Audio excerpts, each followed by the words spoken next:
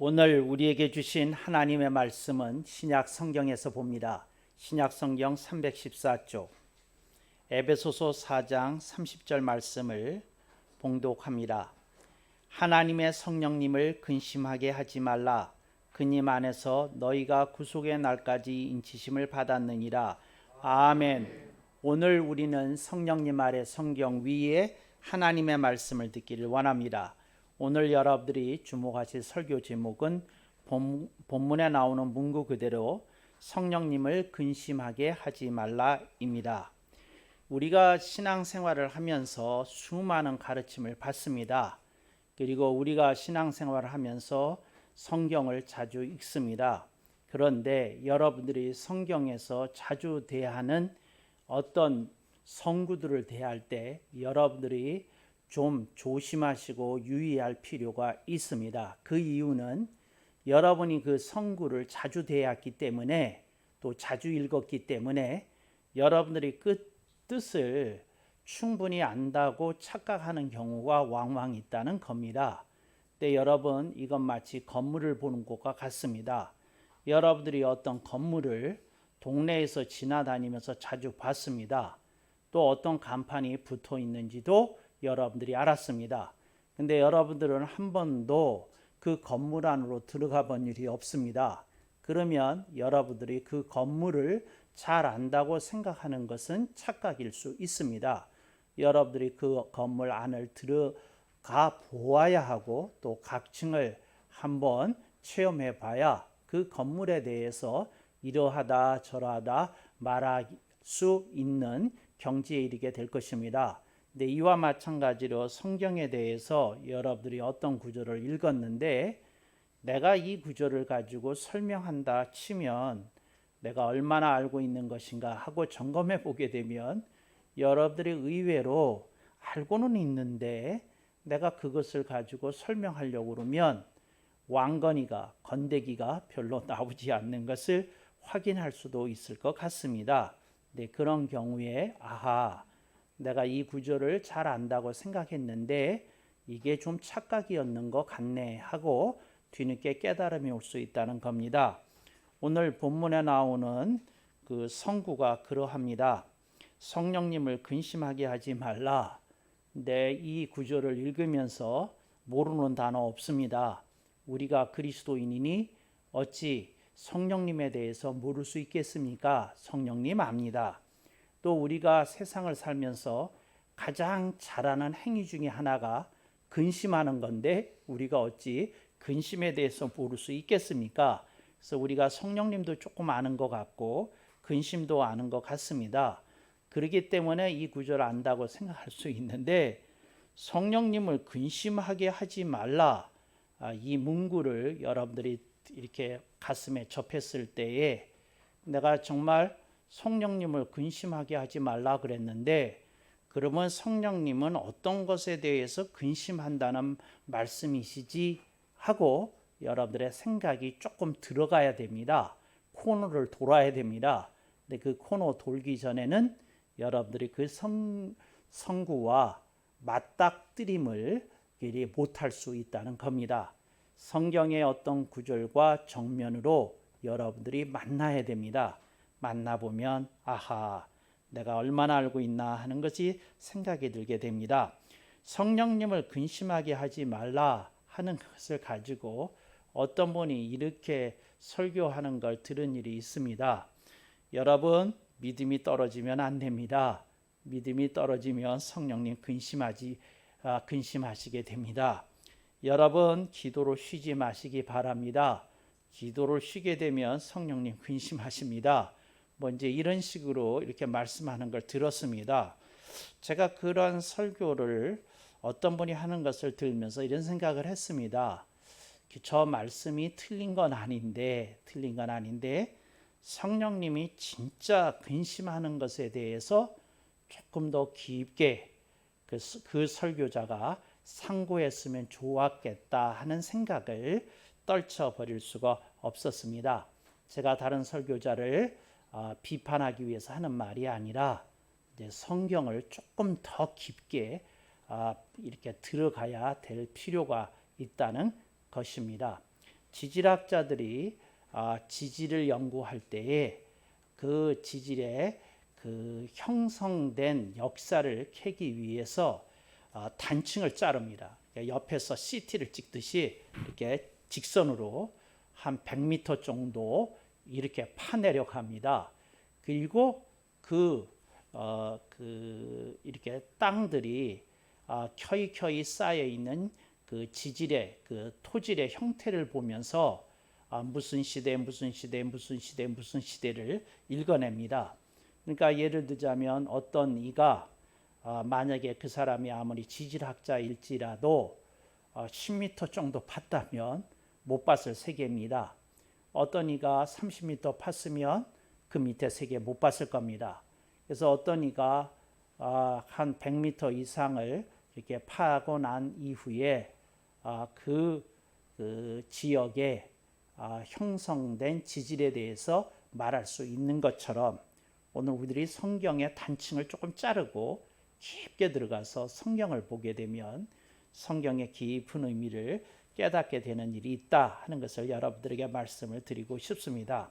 그래서 저는 오늘 성령님을 근심하게 하는 것 가운데 가장 큰 거, 이제 이걸 제가 속칭 왕건이라고 그러는데 왕건이에 대해서 얘기를 하려고 합니다. 그러니까 건더기 중에 가장 큰 거를 왕건이라고 그러는데 저는 오늘 그 성령님이 근심하는 것이 뭐 5만 가지가 되겠지만 그 가운데 성령님이 딱 3가지 내가 그 전 세계에 있는 교회를 보고 그리스도인을 보니 이게 가장 우려된다.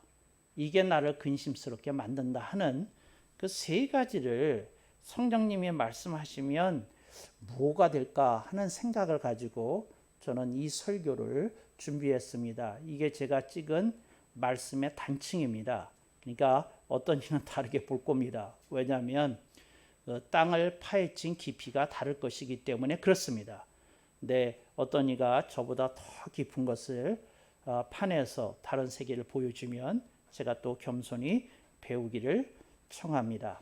그래서 오늘은 제가 그 성령님을 근심하게 하지 말라 중에서 성령님이 가장 크게 근심하는 게 뭔지 이제 3가지를 말씀드리려고 합니다. 근데 이 말씀 드리기 전에 미안한 말씀을 좀 드려야 되겠습니다. 제가 설교 준비를 하면서 늘 마음에 이런 부담이 있습니다. 어떤 부담이 있느냐면 제가 여러분들의 우리 그 새누리 교회에 소속한 회중들 한 분 한 분을 이렇게 이름을 불러가면서 이제 기도를 합니다. 근데 기도를 하면 제가 마음에 이분은 이런 어려움이 있겠고 저분은 저런 어려움이 있겠고 하는 것이 느껴집니다. 그런데 그러면 이제 그 성도들이 느끼는 삶 속에서의 시련, 아픔, 또 그리고 문제 이런 거를 제가 느꼈으므로 그것을 치유해주고 거기에 대해서 비전을 제시하는 말씀을 설교해야 되지 않습니까? 네, 이런 말씀을 하고 싶은 마음이 제게 있는데 성령님께서 때로는 저에게 얘야 그런 생활의 말씀을 가르쳐야 할 때도 있지만 네가 성경 속에서 정말 깊은 지층을 보여줘야 될 때도 있느니라고 말씀합니다. 그래서 여러분 오늘 우리는 깊은 지층에 있는 말씀을 여러분에게 증언할 겁니다. 그래서 여러분들이 그러니까 땅 위에서 느끼는 현실적인 문제 또 뭐 괴로운 문제 이런 거 있지 않겠습니까? 네, 이런 걸 제가 외면하고 있지는 않다. 요 말씀을 드리고 그거에 대해서는 다음 주에 제가 설교하도록 하겠습니다. 여러분들이 한 주간만 더 참으시고 오늘은 조금 이렇게 그 뭐라 하나요? 고상한 담론이라고 그럴까요? 이제 이런 걸 여러분들이 듣게 되신다 이렇게 말씀을 드리고 싶습니다. 제가 성령님이 근심하는 게 뭘까 생각을 해봅니다. 제가 신학교에서 조직신학을 가르치지 않습니까? 그러면서 제가 이렇게 교계의 전반을 들여다보고 성령이 가장 크게 근심할 것이 무엇인가 생각해 봤더니 첫째로 삼위일체론이 흔들리는 것을 성령님이 근심하십니다.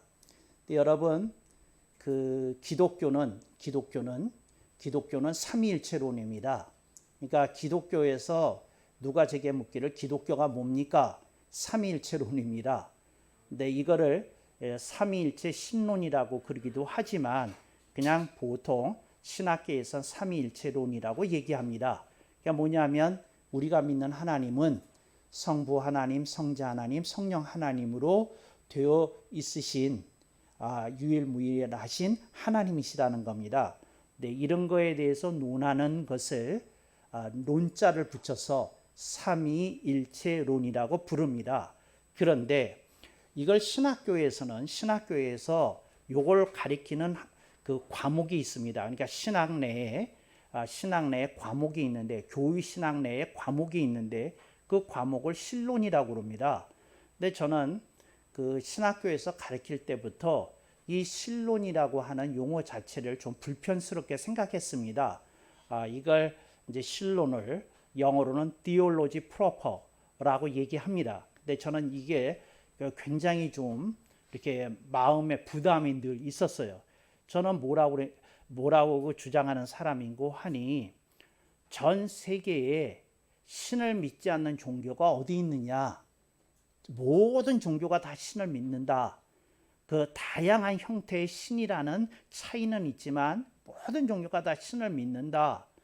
그런데 그 신론이라고 하게 되면 이 신들, 다양한 신의 세계에 대해서 논하는 느낌을 주니 나는 이 신론이라는 말 자체를 삼위일체론으로 이제는 이 현실적으로 종교다원주의가 판을 치는 현실 속에서 이제는 용어 자체가 바뀌어야 된다.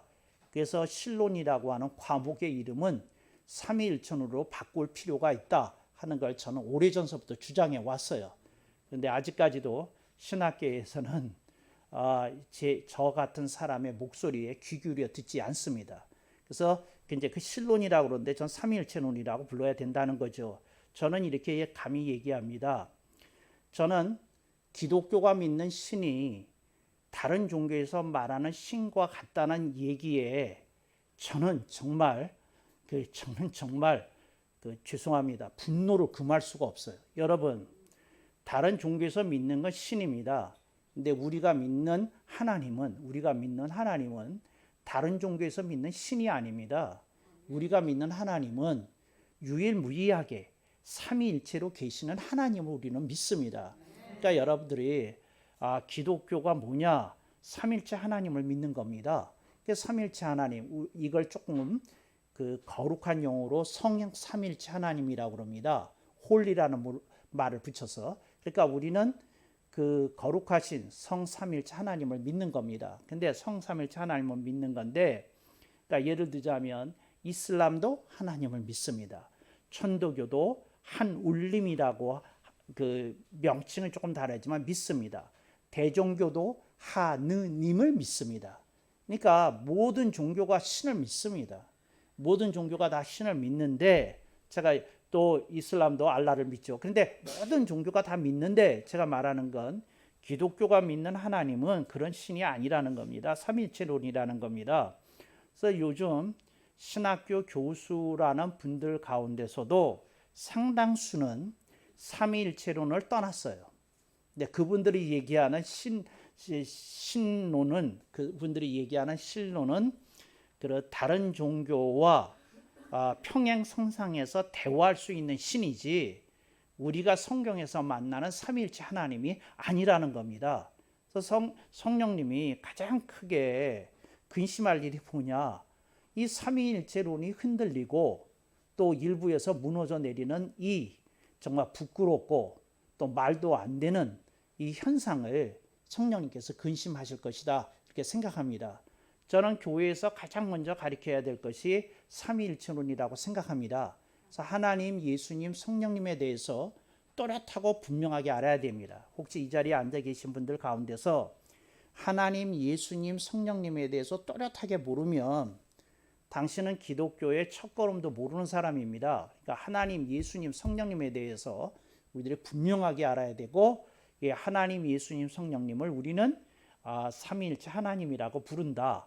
그리고 삼위와 일체의 관계 속에서 우리는 설명하고 배우고 또 신앙한다. 근데 이걸 이렇게 뚜렷이 했으면 좋겠습니다. 근데 지금 현실적으로 삼위일조론이 흔들리고 있고요.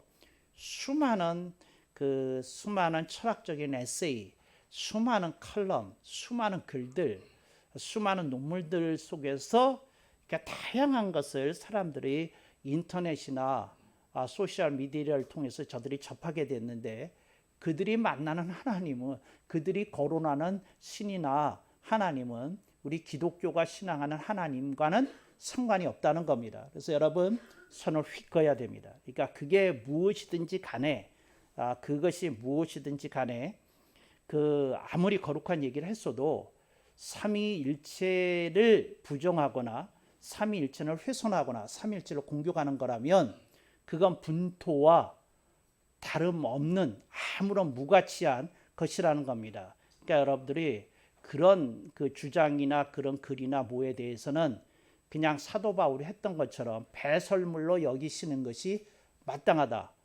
먼지로 여기는 게 마땅하다. 쓰레기로 여기는 게 마땅하다. 이렇게 얘기를 합니다. 그러나 이 말을 할 때 제 말을 조금 알아두십시오. 이건 기독교인들에게 하는 말입니다. 저는 이렇게 여러분에게 얘기합니다. 그리고 여러분에게 당부합니다. 다른 종교를 믿는 이들을 존중해 주십시오. 다른 종교를 믿는 사람들을 친절하게 대해 주십시오.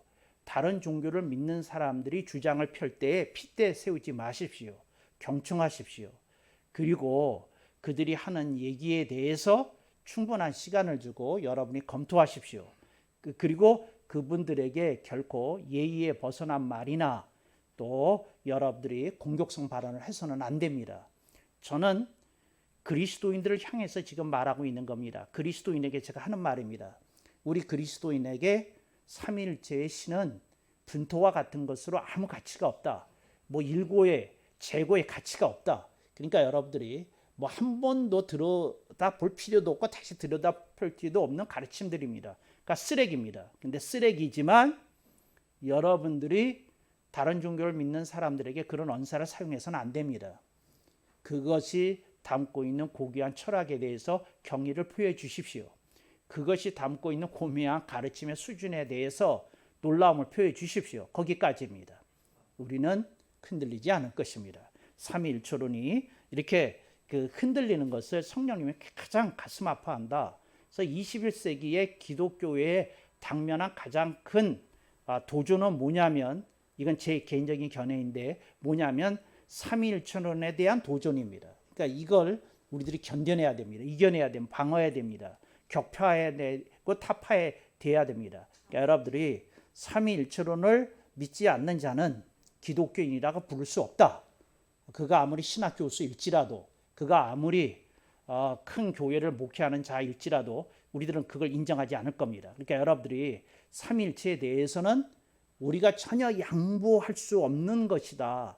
이건 뭐 1mm도 하여튼 1mm도 우리들이 어떻게 할 수가 없는 거다. 이걸 이제 기억하시면 좋겠고, 그러면서도 동시에 다른 종교나 철학이 갖는 고미한 수준에 대해서 경의와 호의를 표하는 것 또한 잊지 말아야 된다. 그래서 두 가지 태도가 다 있는 겁니다. 우리는 그것을 일고와 재고의 가치가 없는 분토로 여길 것입니다. 그러나 우리는 다른 종교나 다른 철학을 주장하는 이들에 대하여 경의와 호의를 가지고 대할 것이다. 이 두 가지 태도를 여러분들이 다 하실 수 있기를 바랍니다. 두 번째로 성령님이 가장 크게 근심하는 게 뭐냐면 성경에 대한 확신이 줄어드는 것을 성령님이 근심하십니다. 저는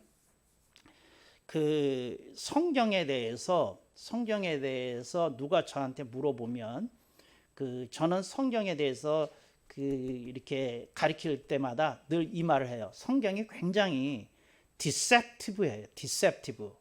이 디셉티브라고 하는 말이 뭐냐면 이게 성경을 보면 굉장히 쉽게 한글로 돼 있고 다 읽을 수 있고 뭐하고 특별히 뭐 어려운 말이 군데군데 나오긴 하지만 대충 읽고 뭐 알 수 있을 것 같아요. 그래서 성경이 굉장히 쉽게 이렇게 생각이 든다는 거예요. 근데 여러분, 성경이 좀 희한한 책인 거 뭐냐면 깊게 들어갈수록 성경의 세계가 열린다는 겁니다. 제가 성경에 대해서 놀라움을 금치 못하는 건 성경은 한글을 깨친 5살짜리가 읽어도 이해되는 부분이 있어요. 근데 성경은 어떤 사람이 5살 때서부터 죽기 전 95세까지 성경을 연구해도 다 파헤치지 못할 만한 그 깊이가 그 속에 있어요. 이게 뭐라고 설명할 수가 없는데 굉장히 디셉티브예요. 그러니까 그 알듯한데 모를 듯한 책이에요. 알듯한데 모를 듯한 책이에요. 그래서 이 성경에 대해서 어떤 사람이 그 얘기하는 거 들어보면 이제 그 사람은 그 나름대로 책에 세웠어요. 근데 그 사람은 아직 그 제대로 성경을 공부한 것이 아니다, 이렇게 말씀을 드릴 수 있어요. 어떤 이들이 제가 이런 말하는 거 용서하십시오. 그러나 제가 평생 신학교에서 조직신학을 가르치는 사람으로서 제가 결코 가볍게 말하는 것이 아닙니다. 어떤 분들이 성경에 대해서 가르치는 것을 보거나 그 교재를 보면 저는 딱 떠오르는 이미지가 있어요. 그게 뭐냐면 동네 기원 고수예요. 그러니까 동네마다 그 기원이 있거든요. 근데 그 기원에 봐도 뭐 아마추어 중에서 고수라는 사람 다 모여듭니다. 그래서 거기서 한 1, 2년 그 마을을 평정한 고수가 있어요. 그 고수 생각에는 뭐 어지간한 사람은 나한테 상대가 안 되지, 이렇게 얘기합니다. 미안합니다. 그건 그 동네 바둑입니다. 동네 바둑. 진짜 프로의 바둑을 접하게 되면 미안해, 당신 3점을 깔아야 될지 4점을 깔아야 될지 모릅니다. 이게 다른 세계가 있는 거예요. 다른 세계가. 성경이 참으로 안타까운 것은 그 성경을 체계적으로 세워서 이렇게 가리키는 힘이 기독교 전반이 굉장히 약하다는 겁니다. 그래서 저는 그 약하다는 사실만 얘기를 하면서 저는 뭐라고 얘기를 하느냐 하면 저는 성경에 대해서 어떤 믿음이 있는지를 얘기해 드리려고 합니다. 성경은 구원의 도리를 가르치는 책이지만 그런 책이기만 한 건 아닙니다. 저는 이렇게 믿는 사람입니다. 여러분, 지금 기독교 인문학자들이 대부분 저처럼 믿지 않습니다. 그 사람들은 뭐라고 그러냐면 성경은 신앙의 도리에 대해서 가르쳐주는 책이지 사회 이슈에 대해서 비전을 제시하고 해답을 제시해 줄 수 있는 책은 아니라는 겁니다. 그래서 사회가 어떤 난제에 부딪히게 되면 성경에서 답을 찾을 것이 아니라 성경을 통해서 교양을 축적하고 인문학적인 소양을 갖추고 세계를 오랫동안 들여다본 사람이라야 해답을 제시할 수 있다고 이렇게 얘기합니다. 그러니까 성경을 얘기하는데 뭐로 얘기하느냐 하면 학문의 세계에서 입문 과정 정도로 치부하더라는 겁니다. 저는 그분들에게 이 일을 제기합니다. 저는 이렇게 믿는 사람입니다. 저는 성경 속에 모든 해답과 정답이 있다고 믿는 사람입니다. 그러니까 저는 누가 무슨 얘기를 하든지 그 사람이 제시하는 이슈에 대해서 성경 속에 정답이 있고 해답이 있다고 저는 믿는 사람입니다. 그리고 저는 성경을 펼쳐서 보여줄 수도 있어요. 근데 저는 그렇게 믿는 사람입니다. 근데 많은 사람들이 성경을 그렇게 믿지 않아요. 이게 너무 오래전 시대에 성경이 완성이 된 게 2000년 전이거든요. 근데 2000년 전에 그 완성이 된 책이 지금 2000년에 과학 문명이 발달된 그 축적된 무기와 그 깊이를 감당해낼 수 있겠냐는 거예요. 감당 못한다는 겁니다. 그래서 그건 신앙에 관한 책이지 사회를 지도하고 사회를 교도하고 계도할 수 있는 책이 아니다, 이렇게 생각한다는 겁니다.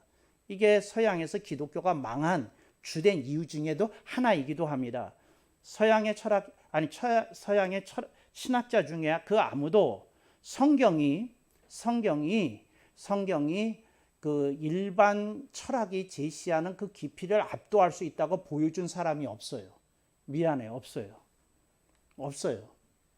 미안해, 없어. 그래서 그 조금 머리가 똑똑하고 깊이가 있고 책에 대해 관심이 있고 소양이 풍부하고 이런 사람들은 기독교 별거 아니야. 그리고 기독교를 다 떠나버렸어요. 그래서 서양에서 기독교가 망한 이유가 뭐냐면 그 기독교는 신앙의 도리를 가리키는 종교지 그 속에 무슨 지성이라고 할 만한 게 뭐가 있냐? 진화론 하나도 감당을 못 하는데 그리고 다 무너져 내린 거예요. 제가 감히 얘기합니다. 미안해요. 당신이 알고 있는 그 성경은 껍데기입니다. 제가 늘 하는 얘기예요.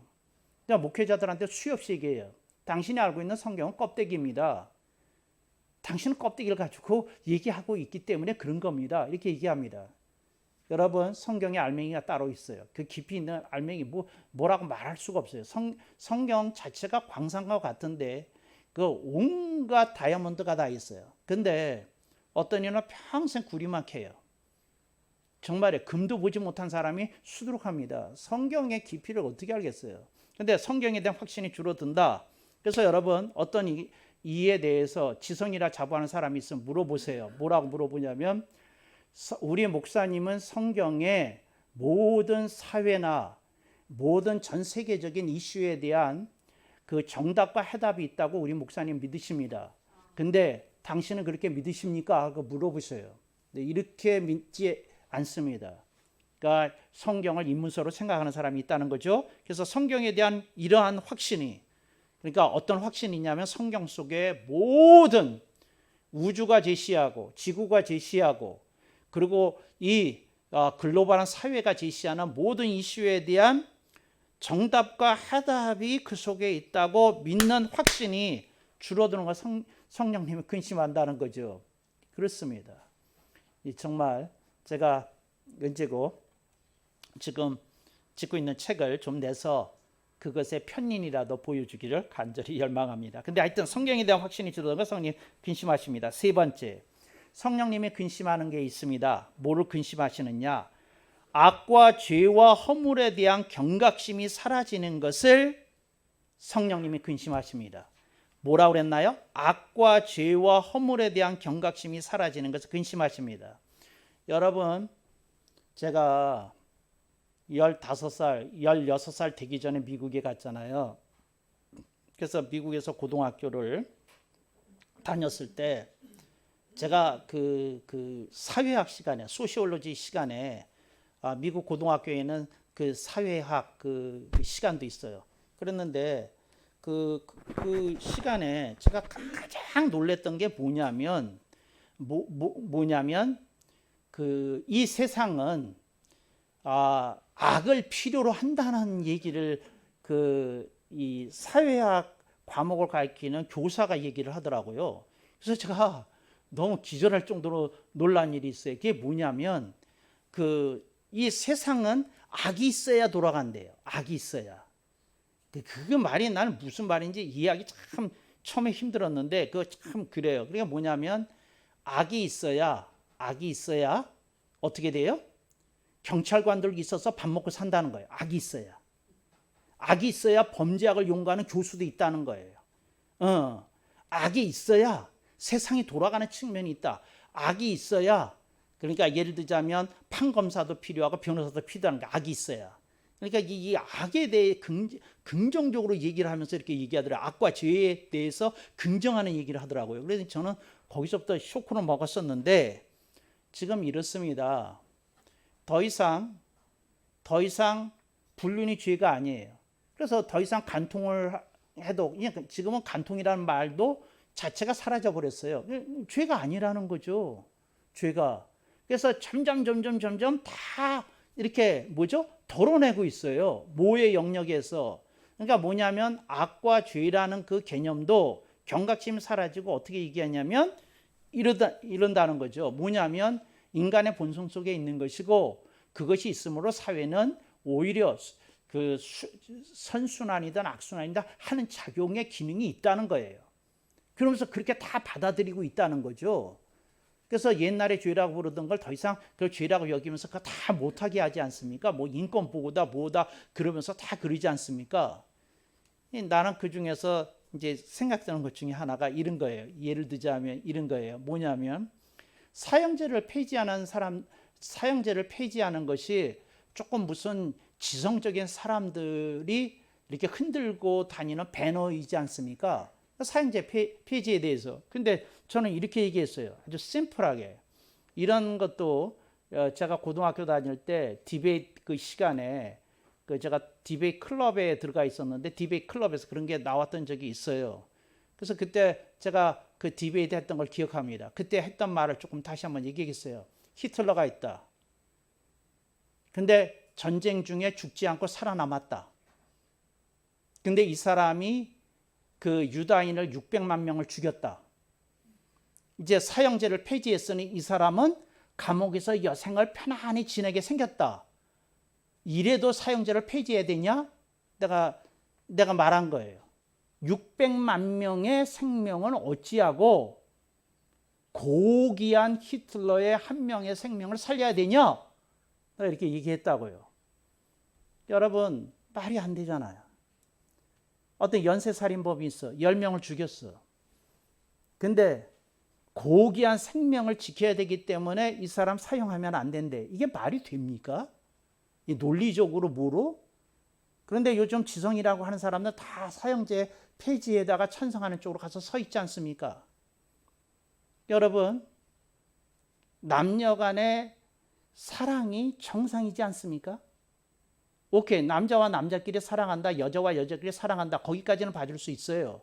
그렇지만 저는 분명히 얘기합니다.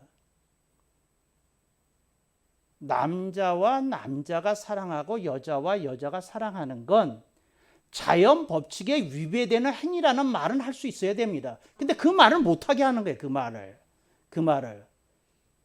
이건 자연 법칙에 위배되는 행위거든요. 그 얘기는 그러니까 이건 정상이 아닌 거예요. 자연 법칙의 관점에서 보면 이게 과학적인 얘기거든요. 그 얘기는 할 수 있어야죠. 저는 동성애자들의 인권을 보호해야 된다는데 찬성입니다. 그러나 저는 동성애를 반대하는 사람의 목소리를 봉쇄하려고 하는 법률에 반대합니다. 그런 걸 제정하려는데. 그러니까 뭐냐면 동성애자에게 인권이 있다고 한다면 동성애를 반대하는 사람에게는 언권이 있다는 거예요. 언권이. 우리에게도 인권이 있어요. 말할 자유를 막지 마. 말할 자유를. 그래서 저는 그 동성애를 하는 사람들에게 하는 말이 딱 하나예요. 당신의 인권을 존중합니다. 그러나 나는 나의 표현의 자유를 나는 수호할 겁니다. 그 얘기 할 거라는 거죠. 정말이에요. 제가 미국에서 목회를 할 때 우리 교회에서 가장 열심히 청소하고 화장실 청소는 돌아다니면서 다 했어요. 그리고 뭐 얼마나 많이 전도하고 그런지 몰라요. 근데 결혼을 안 해. 근데 성전이 가르쳐줘서 둘이 대화했던데 알고 봤더니 동성애자예요. 내가 그때 받았던 충격을 지금도 잊지 못해요. 잊지 못해. 그러니까 아니 100% 정상인이야. 성적인 것만 빼놓고. 그래서 내가 그때 알았어요. 아, 여기에 뭐가 있구나. 그때 알았어요. 그래서 내가 걔한테 나눴던 대화가 이래요. 나는 네 인권을 존중한다. 근데 네가 알아라. 나는 나의 언권을 존중한다. 그러니 나는 너를 욕하거나 매도하지 않겠지만 나는 그것이 비정상이라고 말할 것이니 너는 그것이 감당이 어려우면 다른 교회를 가라. 근데 나는 그런 입장이다. 난 너를 사랑한다. 그렇지만 거기까지다. 그렇게 얘기했어요. 여러분, 동성애자들을 우리들이 사랑하고 품어야 되는 구석이 있어요. 거기까지예요. 근데 우리는 반대할 자유도 있어요. 그걸 분명하게 해야 돼요. 그러니까 그걸 여러분들이 그렇게 혼동해서 이렇게 하면 안 돼요. 그래서 악과 죄와 허물에 대한 경각심이 지금 다 사라졌어요. 다 사라졌어요. 인권과 자유라는 이름으로. 그래가지고 허물에 대한 것도 다 사라졌어요. 여러분, 허물이 뭔지 아십니까? 허물 중에 가장 큰 허물이 중독이에요. 중독이에요. 중독이 뭡니까? 이건 딱히 악이다 죄라 말할 수 없어요. 마약이 중독이 됐어. 그 사람의 인생이 피폐해지지 않습니까? 정상적인 생활이 때로는 어렵지 않습니까? 어떤 때 정상이 됐지만 그 마약을 안 할 땐 그렇지 않습니까? 근데 허물에 대한 경각심이 사라지는 걸 성령님이 근심하는 거예요. 여러분, 우리는 이렇게 얘기해야 됩니다. 악은 악으로 얘기해야 됩니다. 죄는 죄로 얘기해야 됩니다. 허물은 허물로 얘기해야 됩니다. 그리고 거기에 대한 경각심을 교회는 가르쳐야 된다. 이걸 기억하실 수 있길 바랍니다. 악에 대해서 얘기하겠습니다. 뭐냐면 마음으로 생각으로만 있는 게 악입니다. 행동으로 아직 나타나지 않은 겁니다. 그런데 이 악이 행동으로 나타난 결과를 죄라고 부르는 겁니다. 악과 죄는 원인과 결과라고 성경은 가르칩니다. 그러니까 악이 뭐냐? 아직 그 생각과 마음으로만 품고 있는 거예요. 생각만만. 그런데 행동으로 나왔어요. 그게 죄입니다. 그러니까 나쁜 생각이죠. 나쁜 마음이죠. 그게 악입니다. 근데 죄는 행동으로 나온 겁니다. 허물에 대해서 말씀을 드리겠습니다. 허물은 여러분에게 껍질이 되어버린 겁니다. 예를 들자면 여러분이 음란 사이트를 자주 방문해요. 근데 이거 끊기가 쉽지 않아. 이게 허물입니다. 그러니까 딱히 악이라고 죄라고 말하기도 그런데 하여튼 허물입니다. 그래요. 그래서 모든 사람을 성적으로 바라봅니다. 그게 허물이에요. 허물. 그게 허물이라고. 그렇게 보면 안 되거든요. 그래서 여러분들에게 허물이 여러 방면에서 들어왔을 수 있어요. 그런데 경각심을 교회는 가르치는 겁니다. 성령님에 의해서. 성령님이 얘기합니다. 너희들이 하나님의 말씀과 나를 의지하지 않고는 결코 악과 죄와 허물로부터 해방되는 일이 불가능하다고 성경은 말합니다. 여러분, 하나님의 말씀과 성령님의 역사가 없이는 우리는 악을 이길 수 없습니다. 죄를 이길 수 없습니다. 허물을 벗어날 수 없습니다. 이길 수 없어요, 결코. 그래서 그 경각심이 있는 것을, 사라지는 것을 뭐라고요? 성령님이 근심하신다, 그 말입니다. 다시 한번 설교를 정리하겠습니다. 성령님이 그 근심하시는 세 가지 큰 건에 대해서 말씀을 드립니다. 첫째, 삼위일체 논리 흔들리는 것을 성령님이 근심하십니다. 둘째, 성경에 대한 확신이 줄어드는 것을 성령님이 근심하십니다. 셋째, 악과 죄와 허물에 대한 경각심이 사라지는 것을 성령님이 근심하십니다. 이 세 가지입니다. 제가 봤을 때 이 세 가지가 가장 커요. 근데 여러분들이 이거보다 더 큰 걸 저한테 가르쳐 주시면 제가 입으로 설교하겠습니다. 그러니까 여러분들이 가르쳐 주셨다고 그러고 하겠습니다. 그러니까 근데 그 전까지는 이게 제가 성령님이 가장 크게 근심하시는 거다. 성령님 근심하시는 것이 5만 가지가 넘지만 인간이 5만 가지 짓을 하기 때문에 5만 가지가 넘으시지만 이 세 가지가 가장 크다. 이것을 말씀드리고 싶습니다. 그러면서 오늘 본문에 있는 말씀 보겠습니다. 하나님의 성령님은 근심하게 하지 말라. 그님 안에서 너희가 구속의 날까지 인치심을 받았느니라. 무슨 말입니까? 인치심을 받았다는 건 세상 끝날까지, 세상 끝까지 여러분과 성령님이 동행하셔서 여러분을 보호하신다는 겁니다. 여러분들에게 그 인도하고 지도하는 일을 성령님은 그치지 않으신다는 겁니다. 그런 성령님 아래에서 승리하는 새누리 공동체 되고 방송 듣는 공동체 되기를 주님의 이름으로 축복합니다. 아멘.